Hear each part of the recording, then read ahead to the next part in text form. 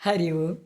ఇరువదొక మారు నృపతుల శిరములు ఖండించి చౌర చేగొడ్డంటన్ ధర కశ్యపునకు ఇచ్చియు బరగవ జమదగ్ని రామభద్రుడు కృష్ణ.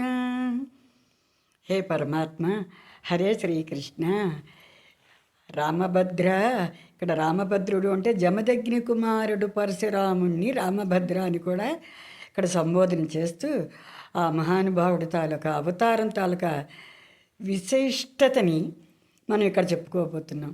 ఏమిటి అని అంటే, జమదగ్ని కుమారుడైనటువంటి పరశురాముడు అక్కడ దేశ ప్రజలు అంతమందిని, రాజులు అంతమందిని, ఆ రాజులతోటి యుద్ధం చేసి 21 సార్లు యుద్ధం చేసి తన చేతిలో ఉన్న గొడ్డలితోటి ఆ అతిరథ మహారథుల రాజులు అంతమందిని శిరస్సులందరినీ ఖండించి ఆ యొక్క రాజ్యాన్ని, ఆ తాలూకా భూమిని ఇక్కడ కశ్యప ప్రజాపతికి ఆయన దానంగా ఇచ్చేసినటువంటి, ఇక్కడ చాలా ఉత్తమమైనటువంటి గుణము ఈ రామభద్రుడు అంటే పరశురాముడు అన్నమాట. ఈ అవతారంలో ఆయన తాలూకు గొప్పతనం అంటే తన గొడ్డలిని రాజులతోటి యుద్ధం చేసినటువంటి గొప్పతనము, ఖ్యాతి, ఆయన కశ్యపుడికి దానం చేసినటువంటి కీర్తి, ఈ రెండింటిని నిలుపుకున్నటువంటి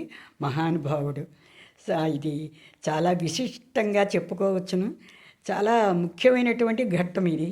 మనందరం నేర్చుకోవాల్సినటువంటిది, తెలుసుకోవాల్సింది అని ఇక్కడ మనం కవిగారిని మనం గుర్తు చేసుకుంటున్నాము. ఇదంతా ఆ శ్రీకృష్ణ పరమాత్ముడు తాలూకా లీలలే కానీ వేరొకటి కాదు. ఆ శ్రీకృష్ణ పరమాత్ముడి యొక్క పాదార విందములకు నమస్కారం చేసుకుంటూ సర్వే జనా సుఖినో భవంతు. సర్వం శ్రీకృష్ణార్పణమస్తు. స్వస్తి.